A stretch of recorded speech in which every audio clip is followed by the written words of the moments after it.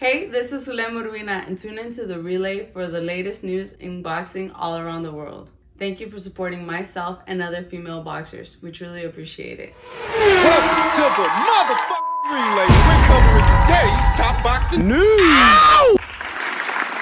Okay, and now it's time for the Ring IQ Year-End Awards, recapping the year's most memorable moments In the sport of boxing. And we're going to kick it off with a new category to the annual Ring IQ Year-End Awards. The year's biggest goof. Year's biggest bozo that encompasses some of the worst decision-making we've seen in the year of 2021. The award for biggest goof in the sport of boxing. In the women's category has to go to former WBO minimum weight champion of Japan, Etsuko Tada. Etsuko Tada, who had the option of unifying titles with her fellow champion at this weight, Sinicia Estrada, but she put that off. And Sinicia Estrada was looking to unify with the champions at this weight. Etsuko Tada was one among them, and that option was on the table for Etsuko Tada. She could have made decent money, better money, losing to Sinicia Estrada in America than losing to Thi Nguyen. Losing to some unbeaten up-and-comer in South Korea. And that's what makes it such a big goof. She could have traveled to America like her countrywoman, Tenkai Tsunami, to fight with Sinicia Estrada. Etsuko Tada had that option. There wouldn't have been any shame in it for her if she lost. She could have tried to come to America, tried to unify. She ends up playing it safe and it backfires. She loses a controversial decision to some unbeaten up-and-comer in her WBO title with it. Now she's out of the world title picture. pretty decent-sized goof. The biggest one I've seen in women's boxing this year. In men's boxing, I'd have to say that the award for biggest goof has to go to Teofimo Lopez, who all year, I've been telling you guys, has spent an inordinate amount of time negotiating a situation. He spent too much time trying to get a bigger purse for that Cambosos fight. More time than he should have for a fighter who was already struggling to make lightweight. It didn't behoove Teofimo at all to spend as much time trying to get a bigger purse for George. It's the kind of fight you're supposed to get out of the way in a jiffy. You really ain't supposed to spend a year on that thing. That kind of fight. And between the Vasyl Lomachenko victory and the George Kambosos loss, there's a little over a year's time in there. That's how much time Teofimo spent on this thing, and it backfired. It backfired in a big way. The kid was going through a lot of things. He's trying to get more money. He gets a divorce from his newlywed wife. He contracts COVID-19. He's struggling to make the weight the whole time. All year I've been telling you, he should have just let Top Rank do the fight so they can get it out the way. But this is what he chose, and this is how it all worked out for him. He is the recipient in the men's category of year's biggest goof. That's not exactly an award you want to win. Next, we move on to a category that you might want to win. The year's most improved fighters in the men's and women's categories. In the women's category, the most improved fighter in the year of 2021 has to be Mexico's own Jessica Gonzalez. Jessica Gonzalez earlier this year traveled to Russia to challenge unbeaten Tatiana Zrazevskaya, the WBC's interim champion at bantamweight. And Jessica hadn't actually won a fight since 2014. She was coming off of consecutive losses, one to Chantel Cameron and another to Hyun Mi Choi. The loss to Hyun Mi Choi was in 2017, and the loss to Chantel Cameron was in 2018. That loss to Chantel was the only fight Jessica had that whole year. Jessica didn't fight all of 2019, didn't fight all of 2020, and earlier this year, she traveled to Russia to challenge Tatiana Zrazevskaya for the WBC's interim title at bantamweight, and she gave Tatiana all she could handle. Going into that fight, Jessica had every reason to lose that fight. But she didn't. She made things very uncomfortable for the then unbeaten Tatiana Zrazevskaya and pried that WBC interim title away from her, winning a points decision. I have to say that given those circumstances, I haven't seen that kind of improvement from any other boxers in the sport of women's boxing. Jessica Gonzalez wins the award for most improved women's boxer of 2021 in the men's category. It's got to be Nonito Donaire. Been hearing that Nonito Donaire is finished for years. Literally years.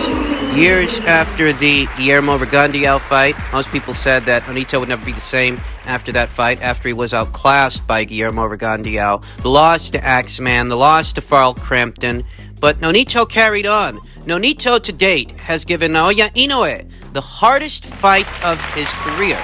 Going into the World Boxing Super Series, you didn't think that it would be Nonito and Inoue at the end of it. thought he knew he would make it to the end, but not Nonito. And Made it to the final. the final of the World Boxing Super Series, he gave Naoya Inoue a harder fight than anyone thought he would. And Didn't stop there. He knocked out unbeaten WBC. Unbeaten WBC bantamweight champion Nordine Bali, and afterwards his unbeaten mandatory challenger Ray Marcabayo. He battered the both of those guys and did so in style. To date, he is this division's reigning WBC champion at 39 fucking years old. 39 years old. He is Ring IQ's 2021 Most Improved Fighter of the Year in men's category. We then come to our 2021 Prospects of the Year. In the women's category, the prospect, the up-and-comer that stood out the most to me this year is Derby's own Sandy Ryan. Sandy Ryan, who debuted as a professional this year, advanced to a professional record of 3-0 and did so in style. She beat Kirsty Babington in her first pro fight. A victory that is aging well. Kirsty Babington, who has since beaten unbeaten April Hunter. I think that speaks to the level at which Sandy Ryan operates. She was never in trouble, never looked uncomfortable against Kirsty Babington, but that same Kirsty Babington went on to beat another young up-and-comer. In her second pro fight, Cindy racked up a highlight reel knockout over Alexandra Vujovic, destroying her midsection, destroying her body. She capped off the year by forcing a referee stoppage against Maria Capriolo. Cindy has all the style and grace of a more experienced fighter, more seasoned fighter than she actually is. The size, the stopping power, the look, the it factor that makes her Ring IQ's 2021 top women's prospect of the year. In the men's category, I had to think long and hard about this because there are some prospects out there that really have my eye, and I'm going to be keeping an eye out for them. Though in the year of 2021, the prospect that stood out the most, at least to me, was Puerto Rico's own Xander Zayas. The fucking guy fought 6 times this year. 6 fucking times. They kept him busy,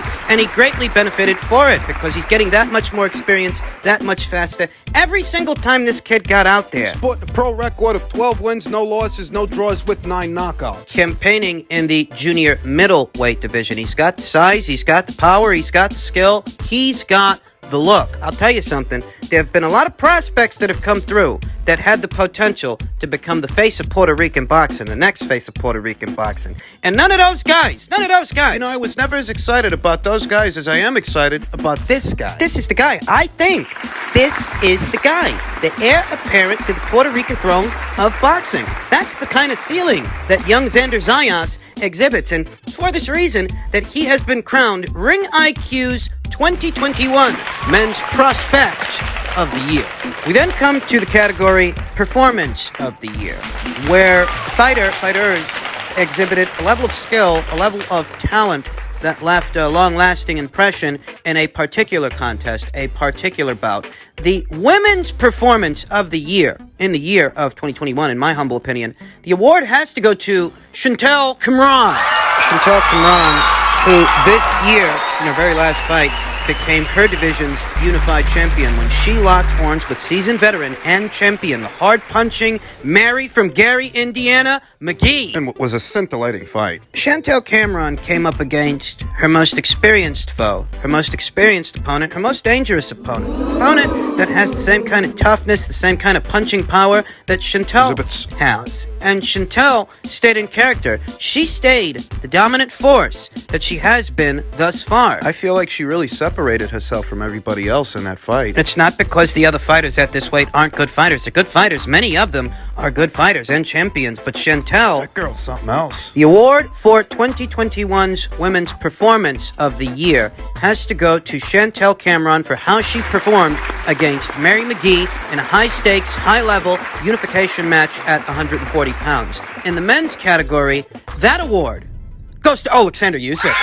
At the start of Usyk's heavyweight campaign, most thought he looked rather unremarkable. Didn't look like the same guy who went on a tear at cruiserweight on a monumental run to become that division's undisputed champion. At the start of Usyk's heavyweight campaign, the fight with Chaz Witherspoon, the fight with Derek Chisora, no one was blown away with what they saw, but he got out there earlier this year, against Anthony Joshua in a high-stakes, high-level, heavyweight title fight. He showed his caliber. He showed his class. So much so that there are people right now giving him good odds to beat Tyson Fury and get Anthony Joshua in a rematch. Malik Scotch seems to think that today's Usyk can beat today's Fury. The performance against Anthony Joshua reminded people how cerebral a fighter, how capable a fighter, how athletic a fighter Alexander Usyk is. And You know, I didn't pick him to win that fight. winning a decision on the road is impressive enough in the other guy's home turf, the other guy's neck of the woods. That's impressive enough. But when that guy is the reigning champion, and when that guy is that division's cash cow, one of the cash cows of boxing, if you can win a points decision under those circumstances on the road, that's some hell of a performance. That's really saying something. And it's for this reason that Alexander Usyk is. Alexander Usyk wins the award for best performance in the men's category in the year of 2021. We then come to the category Ring IQ's 2021 Breakout Star of the Year. I think at this point it goes without saying that award in the women's category must go to Alicia Baumgartner. This award encompasses fighters that seem to almost come from out of nowhere, create big ripples, big waves that reverberate throughout the sport of boxing. And that's what Alicia Baumgartner effectively did earlier this year when she stopped Terry Harper, that big upset. Now Alicia's become the centerpiece of the super featherweight division. Everybody's focused on what it is Alicia's going to do next, especially now that she's Matchroom's most recent signee. She is officially a Matchroom fighter. Will be boxing under the Matchroom banner. People have quickly taken a liking to Alicia Baumgartner, and it's not hard to see why. A pleasing aesthetic with real charisma outside of the ring and polished skills inside of the ring. In tandem with genuine stopping power and a fan-friendly style, Alicia Baumgartner really is 2021's Breakout Star of the Year in the women's category. In the men's category, that award must go to Australia's own George Kambosos, who quite literally shocked the world of boxing with his big upset win over Teofimo Lopez. This is not what people thought would happen when this fight was first tabbed, when the fight was first announced. Most people didn't figure that George would bring Teofimo Lopez's reign as that division's undisputed and/or unified champion to an abrupt end in his very next fight. George is set to do big things in 2022. He's a somebody now. came home to a hero's welcome in his native Australia, where if he can hang on to those alphabet titles, if he can remain a champion, he will be one of their biggest and brightest stars. George Kambosos wins 2021's Men's Breakout Star of the Year. Trainer of the Year in the women's category has to go to Al Mitchell. I've long since admired his work with Michaela Mayer, the now newly crowned unified super featherweight champion. Al Mitchell really has molded Michaela Mayer into a force, and his work should not go unnoticed. She took on one of this division's most fearsome punchers. Maiva Hamadouche, and Michaela showed that she's more than just a good set of legs and a good jab. She's more than a finesse fighting kind of fighter. She's got real dog in her, and I think she has Al Mitchell to thank for that. Al Mitchell has molded Michaela Mayer into a world-class boxer, a world-class champion, and a pound-for-pound alum on the Ring IQ pound-for-pound list. It's for this reason that Al Mitchell wins Trainer of the Year in the women's category. In the men's category, that award must go to Eddie Reynoso. If you think about his body of work in the year of 2021, his boy Oscar Valdez took on Miguel Berchelt in a fight that most people, myself included, picked Oscar to lose. And he went in there, thoroughly outclassed Miguel Berchelt, and stopped him. You think about his boy at heavyweight, Frankie Sanchez, went in there and outclassed Efe Ajagba, outpointed him in a fight that I wasn't all that entertained by, but better still, Frankie Sanchez. That was an important fight for Frankie, and he won. And what about Eddie's star pupil, Canelo Alvarez, who this year made history and did it with style points to boot? Fought 3 times, took on 2 unbeaten champions in those 3 fights and stopped the both of them, effectively making history, not just for Mexican boxing, but for boxing overall, becoming the super middleweight division's first undisputed champion. Eddie Reynoso has had a very big year. His boys have... They done real good. Eddie Reynoso is the Trainer of the Year in the men's category. Now, when it comes to this year's biggest upsets in both the men's and women's category, what you'll find is that this year's breakout stars also happen to be involved with this year's biggest upsets. Biggest upset of the year in the women's category has to go to Alicia Baumgartner for upsetting the apple cart for Terry Harper in spectacular fashion. I don't think a lot of Terry's fans expected that fight to end the way that it ended. Something similar rings true in the men's category. I don't think a lot of Teofimo Lopez's supporters expected that George Kambosos would be the one that brings his reign to an abrupt end. And that is an upset that had roughly a year's worth of buildup between the Loma fight and that fight, making the upset that much bigger, amplifying its magnitude. Both the recipients for Ring IQ's 2021 Breakout Stars of the Year also happen to be the ones responsible for Ring IQ's 2021 Upsets of the Year. Both Alicia Baumgartner and George Kambosos. That's who you have to thank for that. When it comes to this next category, I was a little bit ambivalent, a little bit torn, because there were actually quite a few very good knockouts this year. So it really boiled down to preference and aesthetic. What you like? Alicia Estrada racked up a pretty good knockout in her last fight. And there is obviously Alicia Baumgartner's knockout of Terry Harper to consider, though I have to say the most satisfying knockout I saw this year, Aesthetically speaking, would have to be Dina Thorsland's knockout of Mexico's own Loba Munoz. A well-placed body shot on the fly that folded up Loba Munoz like a beach chair. in terms of satisfying knockouts, that one was really satisfying. I know that Estrada's knockout of Santizo and Baumgartner's knockout of Terry Harper, those knockouts happened on a bigger stage. Were seen by more people, were seen by more eyes than this one was. But when I saw this one, I have to say that this one was very satisfying. You don't often see More satisfying than a knockout by way of a gut-busting body shot. paralyzes the opponent. Nobody, and I mean nobody, likes it to the body. You'll recover from a head punch before you recover from a body shot. And that body shot that Dina Thorsland delivered to Loba Munoz in defense of her WBO bantamweight title, that was really something special.